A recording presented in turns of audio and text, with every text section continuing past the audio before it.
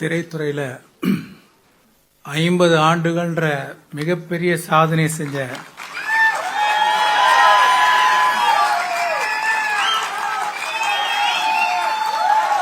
Super star Rajini sir அவர்களுக்கும், விழாநாயகன் சு வெங்கடேசன் அவர்களுக்கும்,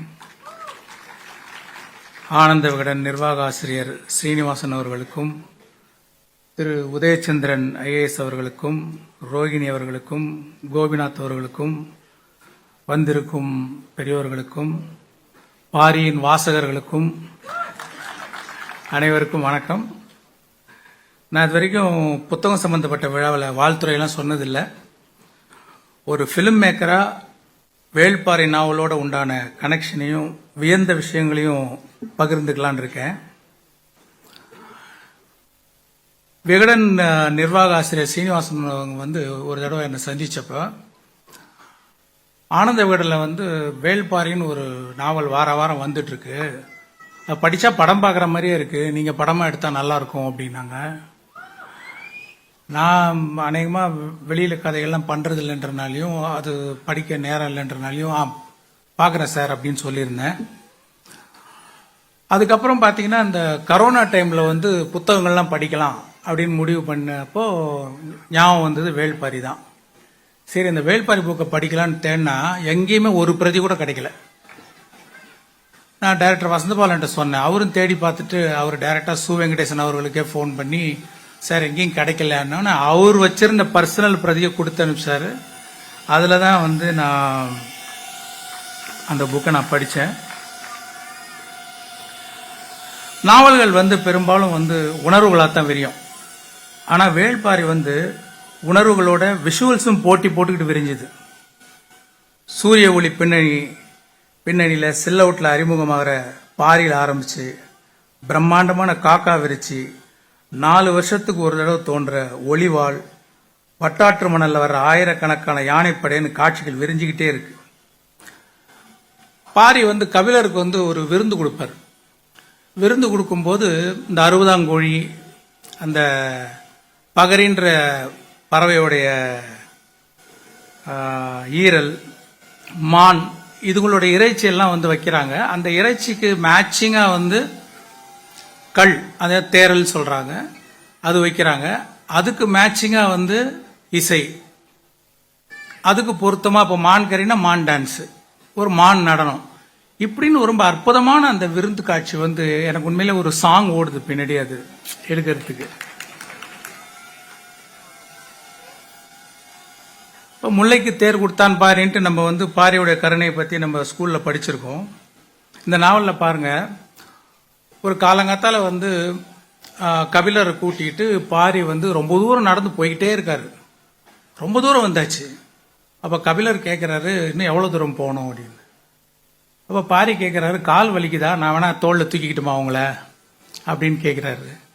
இல்லை, நம்ம தேரில் வந்திருக்கலாமே அப்படின்னு அவர் கபிலர் சொல்கிறாரு. இல்லை, இது மான்கள் இணைகிற காலம், மேட்டிங் டைம். இப்போ தேர் வந்துச்சுன்னா அந்த சத்தத்தினால அதுங்களுக்கு தொந்தரவாக இருக்கும், அதனால தான் நான் நடந்தே வரேன் அப்படின்னாரு. எப்பேற்பட்ட குணம் பாருங்க நீங்க. அதே மாதிரி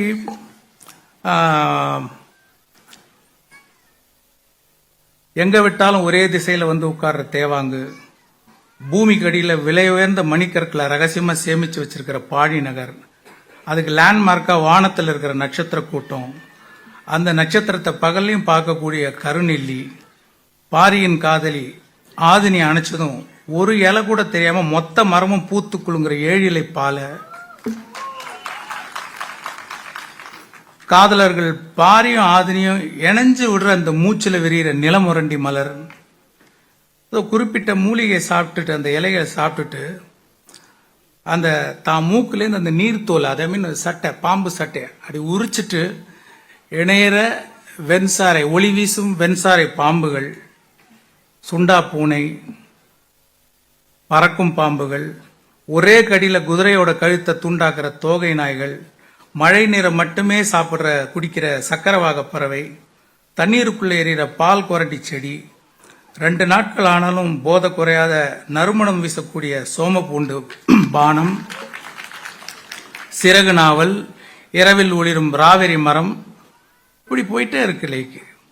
இப்போ ஒரு ஊரையே துவம்சம் செய்கிற ஒரு மதம் கொண்ட யானை, அது யாராலையும் அடக்க முடியல. நிறைய வீரர்கள் அடக்க ட்ரை பண்ணுறாங்க, ஆனால் முடியல.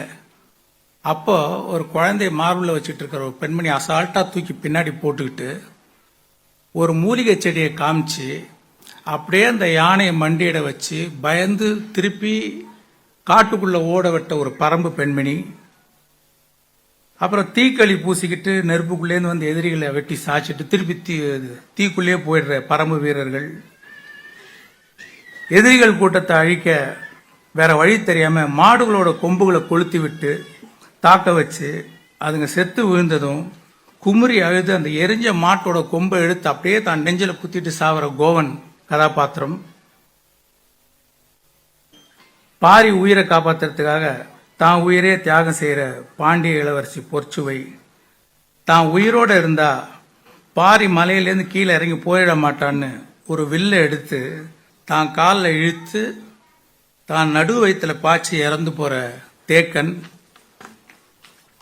பரம்பு ஆசான் தேக்கன் செத்ததும் அவனை தூக்கிக்கிட்டு ஓடுற இந்த கூவல் குடி வீரன் வந்து விதவிதமான ஒலிகளை எழுப்பி அந்த காட்டில் இருக்கிற பூச்சி, பறவை, நாய், தவளை எல்லாத்துக்கும் தெரிவிக்கிறான்.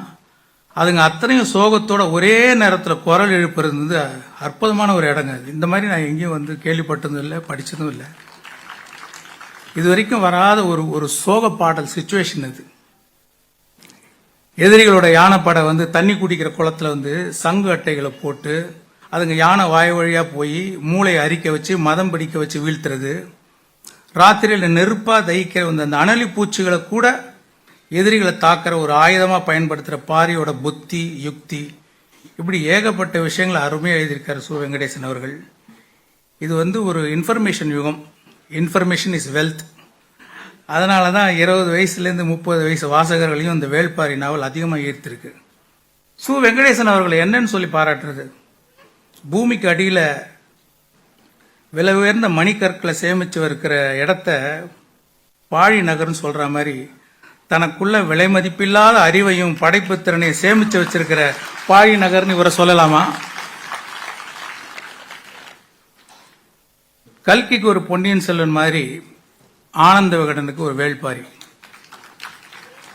பொன்னியின் செல்வன் மாதிரி வேள்பாரியின் புகழ் இன்னும் 50 ஆண்டுகள் தாண்டியும் நிலைச்சு நிற்கும். அறம்னா என்ன, அறுக்கிறது தானே அப்படின்னு கேட்குற காலகட்டம் இது. அறம்னா என்ன, எத்திக்ஸ்னா என்ன, வேல்யூஸ்னா என்ன, இயற்கையோட இம்பார்ட்டன்ஸ் என்னன்னு இந்த ஜென்ரேஷனுக்கு புரிகிற மாதிரி பிடிக்கிற மாதிரி எழுதியிருக்கார் சு வெங்கடேசன் அவர்கள். இதை ஒரு பாட புத்தகமாக பள்ளிகள்லையும் கல்லூரிகள்லையும் வைக்கணுங்கிறது தான் என்னுடைய எண்ணம். இதை தான் குடும்ப சொத்தா பொக்கிஷமாக பாதுகாத்து ப்ரமோட் பண்ணுற ஆனந்த விகடன் நிர்வாக இயக்குனர் திரு சீனிவாசன் அவர்களுக்கும் ஆனந்த விகடன் குழுவினருக்கும் எனது பாராட்டுக்கள். இன்னும் பல லட்சம் பிரதிகள் விற்க எனது வாழ்த்துக்கள். அற்புதமான ஓவியங்களை வரைஞ்ச மணியும் செல்வன் அவர்களுக்கும் எனது பாராட்டுகளும் வாழ்த்துக்களும். முதல்ல என்னோட கனவு படமா இருந்தது எந்திரன்.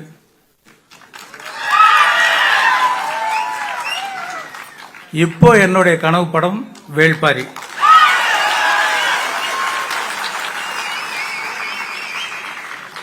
எப்போ ஒரு பெரிய படத்தை எடுத்தாலும் இது சந்திரலேகா மாதிரி பிரம்மாண்டமா இருக்குன்னு சொல்லுவாங்க.